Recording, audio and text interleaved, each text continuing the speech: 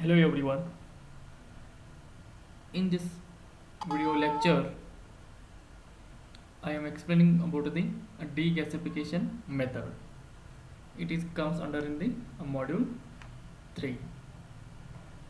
First we see what is mean by degasification method and what are the methods adopted to control the degasification process.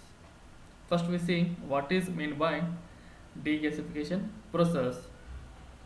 So what happens during manufacturing of castings, that is the steps involved in the casting process, when a molten metal pour into the mold. So that molten metal contains some gases from various sources that we pour into the mold. After solidification, it will become some casting defects.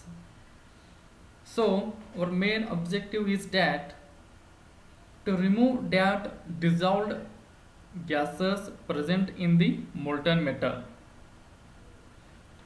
so that we get the good castings. Now see first the degasification process. So the gases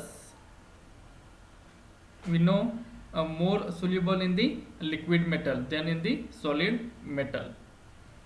See, as the molten metal is poured into the mold, after solidification it absorbs the gases from various sources. So various sources means it may be a furnace atmosphere or furnace charge. Charge means a scrap material that contribute to the gas absorption into the molten metal, or it may be from the ladle, so that a lining and surface of the ladle containing the some gases. Also gases present inside mold itself. A molten metal may absorb gases inside the mold also.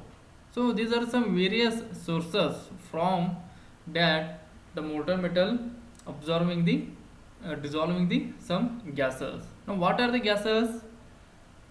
If we say a hydrogen, it may be carbon or it may be oxygen, are dissolved in the molten metal. Not molecules like hydrogen monohydrate, carbon dioxide. On solidification, the elements may recombine to form molecular gases, and in doing so form gas holes like a casting defects I told, blowholes or pinholes. So what is meant by casting defects we see in the next video lecture. So it is not possible to completely prevent the absorption of gases in the melt. It is required to remove the dissolved gases, and the process adopted is known as degasification process. So students, what is meant by degasification process? To removal of the dissolved gases from the molten metal. That method we call as the degasification method. Nowadays a vacuum degasification method is using. We see what is meant by vacuum degasification in the next slide.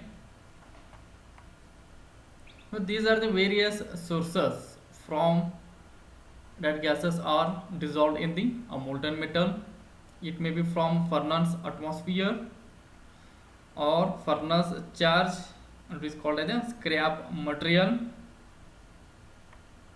Also from the help of ladle. Ladle is used to take the molten metal from the furnace to the molding box with the help of ladle. Also the furnace to ladle or ladle to mold transferring. In the mold itself you have some gases. See, these are some various sources. From the source the gases are dissolved in the molten metal. Now Next thing, what are the methods adopted in the degasification process? See, mainly two methods. First one is the flushing method, second one is the vacuum degassing method. In vacuum, again we have the four types. It may be static bath treatment, induction degassing, stream droplet gassing, or fractional degassing. We see one by one. First we see flushing.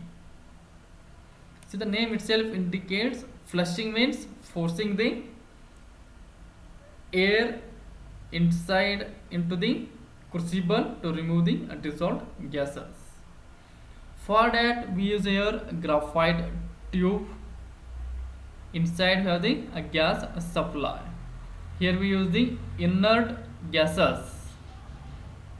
It may be, what is meant by inert gas, or it is called as a noble gas, the gas which does not undergo any chemical reactions when allowed to react with many substances. Okay, inert gases such as chlorine, nitrogen, helium, or argon are used for degasification of non-ferrous metals. If we say the operation, a crucible, inside the crucible you have the molten metal, a hot molten metal. Here we have the dissolved gases. Our main intention to remove these dissolved gases from the molten metal. It may be hydrogen, it may be carbon, it may be oxygen, it may be nitrogen. For that we use the graphite tube. Dip the graphite tube inside the molten metal, then supply the inert gases. It may be helium or argon or chlorine, depending on the molten metal. When you supply the inert gases inside the crucible, it will react with the molten metal and remove the dissolved gases in the form of bubbles. See the bubbles going outside upward direction to the atmosphere. So this is a simple method to use to remove the dissolved gases from the molten metal. The rate of degassing depends on the rate at which the gas diffuses into the gas bubbles here. Next, when we say a vacuum degassing, here we use the vacuum degasser, a vacuum container. So what is meant by vacuum? So lowering the pressure compared to the atmospheric temperature. If you say the vacuum degassing is a technique of removing dissolved gases from the liquid melt by lowering the pressure inside the vessel containing the liquid melt.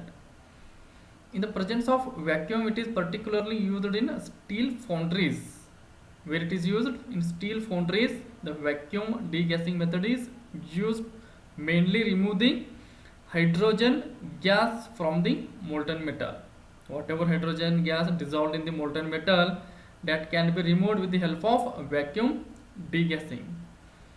What are the main operation of vacuum degasification is? Here we use the chamber that we call as a vessel known as a vacuum degasser. There are a number of variants followed in the vacuum degassing process. However, the working on the same principle by exposing the molten metal to a lower pressure environment. The reducing the pressure inside the vessel or chamber dissolved gases to become less soluble and separate from the molten metal. When the vacuum degassing process is complete, the gas is removed from the vessel and the pressure is returned to normal. So this is the basic principle of a vacuum degassing. In this we have the first one is static bath degassing. Here we have the a static bath degassing technique, two crucibles here, say vacuum chamber, it's surrounding the crucible with a to vacuum pump to remove the dissolved gases from the this pump. Now static bath degassing technique wherein a ladle tapped with the molten metal is placed within the chamber. A sealed and evacuated also shown in the figure B. The process, although time consuming and requiring additional equipments, may be simplified by sealing the tapping ladle.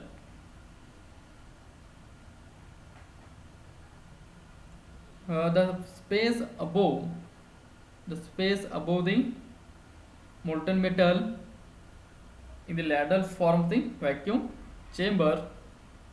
The reduced pressure inside the chamber causes the dissolved gas to become less soluble and separate from the liquid melts.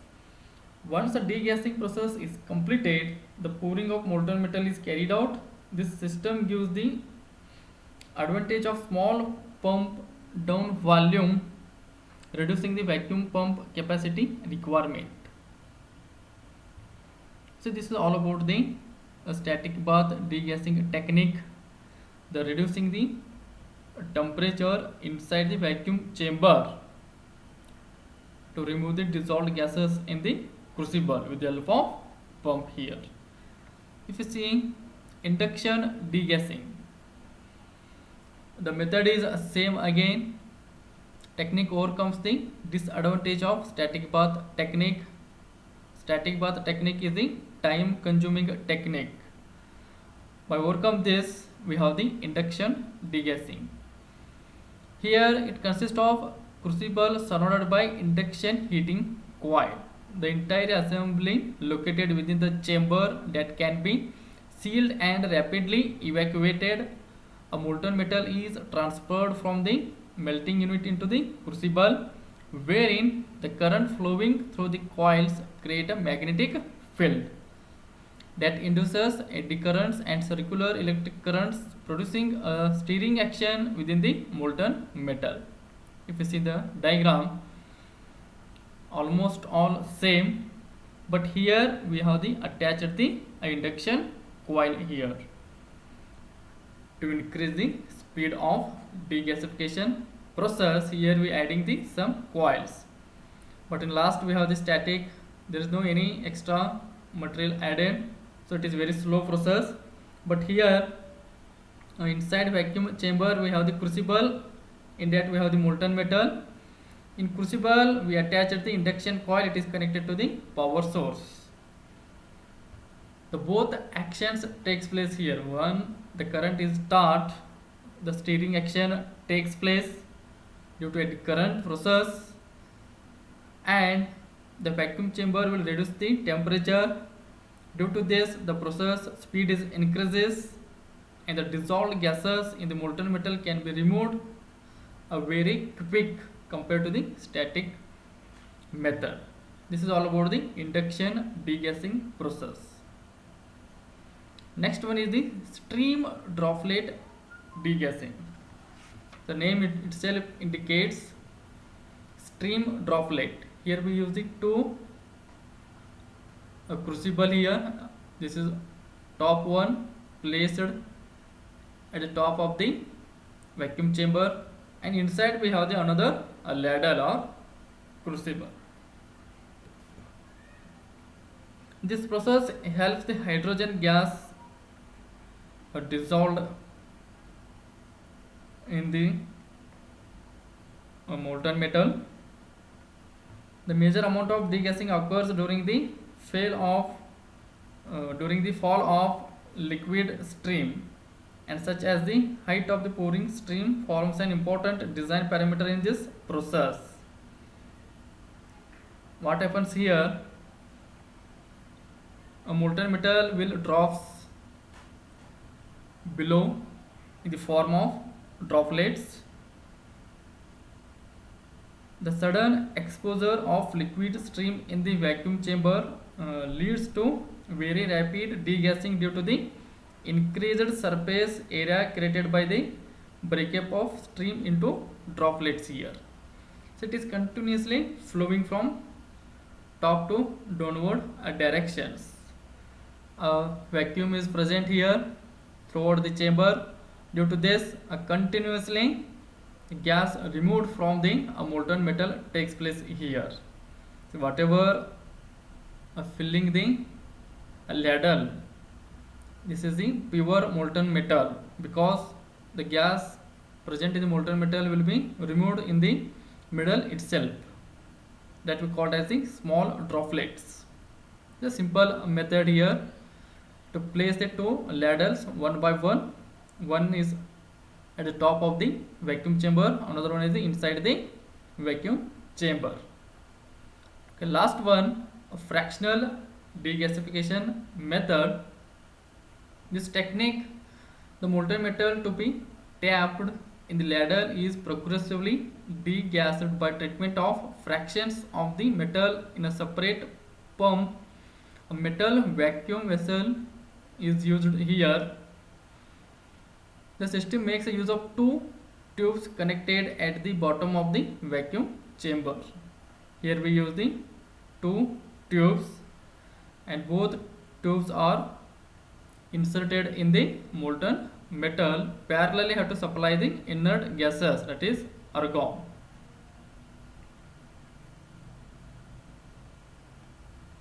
With one of the tube argon connected to pipe supplying argon gas through its refractory lining. Both the tubes are immersed into the ladle containing molten metal with such as arrangement. The liquid metal flows up into the vacuum chamber under the influence of inert gas. Bubbles bled into the base of the tube. If you see the operation here, we use the two tubes are inserted in the ladle. Okay, and here we have the vacuum chamber with the molten metal. One side have to enter the molten metal, at the same have to supply the argon gas. This reacts into the molten metal and remove the gases from the vacuum pump. Again the pure molten metal will be collected inside the ladle. With such the liquid metal flows up into the vacuum chamber under the influence of inert gas. Bubbles bled into the base of the tube. Okay, this is all about the fractional degasification method. The molten metal flows down back to the ladle, producing continuous circulation of the melt and resulting in the removal of gases. This is the circulation, continuously flowing it is. Okay, this is all about the degasification process and the methods of degasification process. Hope all of you understood this concept. Thank you.